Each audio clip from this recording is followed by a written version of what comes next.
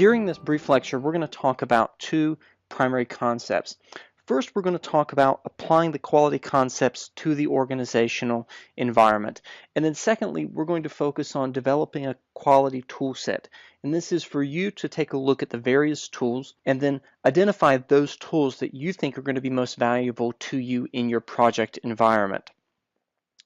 So let's talk about this idea of the quality concepts and the organizational environment. And the first question is what quality concepts do we have in mind here? So that's the first section we're going to cover. And then the second is what organizational environment. So we're going to look first at the quality concepts and then secondly the organizational environment. And the quality concepts that I want to focus on have to do with this form of continuous improvement. Maybe you've heard about this a lot within your environment. There's a number of you that potentially work within environments where this is a major focus. But if not, there is much that project management can learn from this idea of continuous improvement that was traditionally more so aligned with potentially manufacturing environments. So one of these sort of core sets of concepts is in this idea of Lean, Six Sigma, total quality management. We've read about this in some of the reading. We read about some of the people that founded this. One, though, that is more aligned, particularly with project management, has become the theory of constraints. And this is a theory developed by Elihu Goldratt, and it's actually been applied to the project environment, specifically in scheduling and budgeting and estimating techniques with the critical chain methodology. And if you've taken one of my courses related to scheduling and budgeting, then that's something that we would have covered in that course. But I'm also going to talk about it as it relates to this theory of quality. The key idea here within all of these quality concepts is this idea of identifying performance goals, determining how to measure, manage, and improve based on those performance goals. So what we're looking at and what we're thinking about is how do we take these principles of continuous improvement?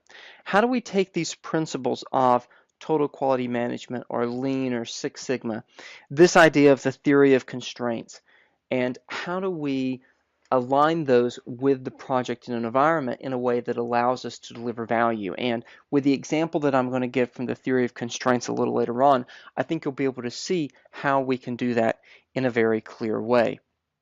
So first you want to identify which set of continuous quality or the continuous improvement frameworks most aligns with your project environment. And then you want to identify what those goals are, but you also want to give particular thought to the applying it to the organization or the organizational context. And I just want to give some, if you will, some advice on how you might go about doing that. The first advice is to be wise and be shrewd. And by that, I have this idea that oftentimes whenever we discover something that we think could be of great value to the organization, we run and we just sort of start telling everyone about it. And I think that you need to be careful about that. I think you need to pick the project wisely that you want to test some of your concepts out on, and pick the stakeholders as wisely and as carefully as you can. It's important that you understand your own influence level, meaning if it's something that you think you can get through, then by all means do it, but do it in a way that it meets within your influence level. Also know your audience, and there particularly understand the questions that they're going to have, because you need to be prepared for pushback, because most likely you're going to be getting it. And so if you know your influence level, you know the audience, and that you're prepared for pushback, then I think that you increase the opportunity that you have for success, which brings me to my last point about applying it to the organization, and that is to choose your battles carefully. So what does all this have to do with project quality? Well, what I want to do now is I want to walk through something called the theory of constraints, and I want to explain it in the sort of the area in which it was developed, or the framework or the context in which it was developed, and then talk about how it's been applied to project management, and talk about how you might think about applying some of these principles to project management. So that's why we're covering this. And as I said, this is a form of continuous improvement, this concept of the theory of constraints that was specifically originally developed for a manufacturing environment. And I'm going to start with that example. And it has been applied to project management with the concept called critical chain project management. And it simply seeks to improve performance by focusing on a system's constraint. So what I want to do is I want to walk you through the 5 steps to doing this, and then I want to actually show you sort of a little flow chart that shows this, and then talk about this application to the project environment. So the 5 focusing steps for the theory of constraints. The first one is to identify the system's constraint. The basic premise is that all systems are constrained in some way. And so if you can identify what that constraint is, then you have a better understanding of where in the system you need to target for improving that system. So once you've identified the constraint, you decide how to exploit the constraint. And the idea here is how do we, if you will, deconstruct this constraint so that we can improve it? How do we exploit the constraint in the system so as not to make it the constraint any longer? Well, once you decide what that constraint is and how you're going to improve that constraint, then you subordinate and synchronize the system to that constraint, which eliminates or reduces waste. And then you elevate to the system's constraint, and then you start over. So I know that some of these concepts are difficult to follow, so I think what we need to do is look at the example, and then we're going to take this lesson back and apply it to the project environment. So we want to look at a manufacturing system. And so what we have here is we have a 5-process system, and process 1, process 2, 3, 4, and 5 that let's say a widget goes through from process 1 to process 5, and at the end of process 5, that widget is ready for selling on the market for distribution. So if each of these processes, say, are represented either by machines or by people working at stations, we have here the efficiency level of each of the processes. How many can be processed within an hour? So you have 5 per hour at process 1, 7 per hour at process 2, 9 per hour at process 3, 4 per hour at process 4, and 8 per hour at process 5. So let's say that we start running these through at maximum production at the point of process 1. So every hour we are starting and finishing 5 widgets, and the 5 get to process 2, and there is no problem completing that process 5 times within an hour, because this process can actually do 7 within an hour. Those 5 are passed to process 3, and again, we have no problem with that level of production because it's getting 5 every hour, and it can complete 5 every hour because it has a capacity of 9 per hour. But once we hit process 4, something happens. We come to the point at which it's receiving 5 widgets an hour to process, but it's only capable of processing 4 per hour. And so the output of it per hour is 4. So 4 goes every hour from process 4 to process 5. Again, process 5 has no problem completing the process at the rate of 4 per hour because it has a production capability of 8 per hour. So what we would say is that the throughput of this system, the number of widgets that this system can produce over let's say a 5-hour period, is 4 units per hour, because process 4 can only process 4 units per hour, and all the other processes can achieve higher levels of efficiency than that. So the constraint in this system is process number 4. So we have identified the system's constraint. So now we decide how to exploit the constraint. So we would go through and look at that process. We would determine, maybe, can we improve it? Can we install another machine? Would that take us to 8 per hour at that point? Could we add more employees to it in a way, or could we re-engineer it in some fashion? So that deals with deciding how to exploit that constraint, and then we subordinate and synchronize the system to that constraint. So for instance, if we can't improve it, which we hope we can, then we wouldn't want to send 5 through at the beginning, because that would create a buildup at the end of process 3 of 1 per hour, because process 4 can only complete 5 per hour. So what we want to do is identify that constraint, determine how we can improve that constraint, or that process, so that that's no longer the constraint. And once we complete this, we start over again. So let's say that we were be able to take process 4, we installed a second machine, and that took us to 8 per hour. Where now we can easily see that the constraint of the system will be process 1, which can only do 5 per hour. So what we're looking for is what is the constraint? How do we elevate that constraint so that we can increase the production capabilities of the system? And that's the basic idea of the theory of constraints. We identify the constraints, we solve that constraint, and we elevate the efficiency in the production of the system. It's a concept of, obviously, continuous improvement. So you keep going through this loop. Now, you can't do that necessarily forever, maybe because the market doesn't demand as much as you could produce, or because there are diminishing returns once the cost becomes so much to increase production capacity. But this basic premise of the theory of constraints is essentially at the core of every other continuous improvement methodology. Maybe different frameworks, different terminology, but the conceptual framework is the same. Identify the constraint, improve the constraint, therefore improving the system, and start over again with identifying what the next main constraint is within that system. The value that this offers to project management, or specifically to managing processes in the project management environment, is it essentially becomes a lens for the way that we think about improving the way that we manage projects.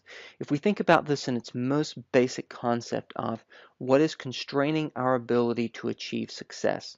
So whenever we look at the lessons learned, whenever we look at and this is, we're talking about on the management side of managing the process. So the quality of managing the work of projects, not specifically the quality of the deliverables that we're producing, but the processes that we use to manage the project. When we think about those processes, what are the things that are holding us back in achieving greater success in managing? What is constraining us? Is it a people problem? Do we have the best people? Is it a process problem? Is there a better way to manage the information? Is there a better way to pass the information? Is there a better way to gather the information? And the questions that we're asking there, we most likely can identify those places by looking at where are the points of greatest tension with our stakeholders, our internal and our external stakeholders. And that's going to give you insight into those areas of your management processes where you want to focus on improvement. So that's one application. The other application from the theory of constraints specifically relates to the critical chain methodology that we mentioned. If you've taken either my scheduling or budgeting course, this is something we've talked about. The critical chain methodology changes the way that we estimate both duration and cost in projects, and it also introduces this entire mindset of the way that we approach project work. We seek to eliminate multitasking. We use start dates rather than due dates for project work. So once we start a task, we work on that task as continuously as we can until we complete that task, not managing multiple tasks at one time. This takes into account concepts such as student syndrome, which is the idea that we wait until the last possible minute to start something to deliver the result. Or it takes into account Parkinson's law, which is this concept that work expands to meet the time allotted. So it's trying to overcome those principles, and there is a number of articles and books out there about this. So if this is something that interests you, then by all means let me know and I'll get you some good information if you haven't taken one of my classes that deals with this concept. But whenever it comes to doing something like this continuous improvement, you're going to encounter resistance. And this is something from Goldrat's website, which is specifically related to the theory of constraints. And he identifies 6 layers of resistance to change, 6 questions that are going to be asked when you're proposing recommended changes, which is exactly what you're doing whenever you're seeking to do continuous improvement, because you're offering changes to the existing system, which is by definition a change to the way things are done. It's a change to the status quo. So it's helpful to think through these 6 layers of resistance that you most likely will face. The first question is has the right problem been identified? Have we in fact identified that which is the constraint? And this is something that you have to look to the evidence to determine. What led you to identify this as the correct problem? Were there other items that could have been the problem? What made you choose one over the other? You want to be able to answer this question definitively. The second layer of resistance in the form of a question is this solution leading us in the right direction? So you identified the problem and then you proposed a solution. Will this solution lead you in the right direction? That's a critical question because oftentimes there may be multiple solutions, but which is the solution that's going to lead in the right direction for that optimal solution, which brings us to, will this solution really solve the problems? Oftentimes, whenever we talked about, you'll remember if you took a class with me in earned value, or we covered earned value, we talk about doing a root cause analysis. And in that analysis, we try to separate out symptoms from root causes. Symptoms are the result of root causes. What is the core issue, which is oftentimes different? An example of this very simply can be that a project is running late. And you say, well, the problem is we're running behind. No, running behind is a symptom. What is leading you to run late is the root cause. Maybe it's the way that you're ordering materials. Maybe it's your estimating techniques that you had faulty time estimates. Maybe you understaffed the project. So there's all sorts of root causes that could exist. And what you're trying to do is separate those out from the symptoms. So what this question really gets to is, have you identified the true root cause? Or are you merely trying to treat the symptom? Another question is what could go wrong with the solution? What could be the unintended consequences that may come from the solution that we've identified? It's a key question. Does this solution potentially create a greater problem for us? 5, is the solution implementable? And not just can it be done in the sense of can the technical challenges be overcome, but can it be implemented in our organizational context, in our project environment? Do we have buy-in from the key individuals? Do we have the human capital? Do we have the technological capabilities to actually implement the solution? And then finally are we really up to this? And that's a key question to ask because oftentimes the difficulty in implementing a solution may not be worth the gain that's achieved by doing it. This is one of the reasons we look at the different quality tools to determine is how big of a problem are we really talking about. If we're talking about a very large and involved solution to solve a problem that only creates challenges ever so often, then we may not really be up to it because the requirements or the cost of solving the problem doesn't really outweigh the benefit. So from this, what's applicable to project management? Some of these we've already mentioned, but I just want to sort of summarize them here. These concepts can be applied directly to some project environments, whether that be construction or software development where you are doing almost a manufacturing process of sorts within the project environment. You can apply these principles directly. We talked about the critical chain methodology, the value in the change management principles. Oftentimes our projects deal with implementing change, and so if we take this change management approach along with our project management approach, we can reap some value. So these principles can be applied in a variety of ways in a variety of concepts.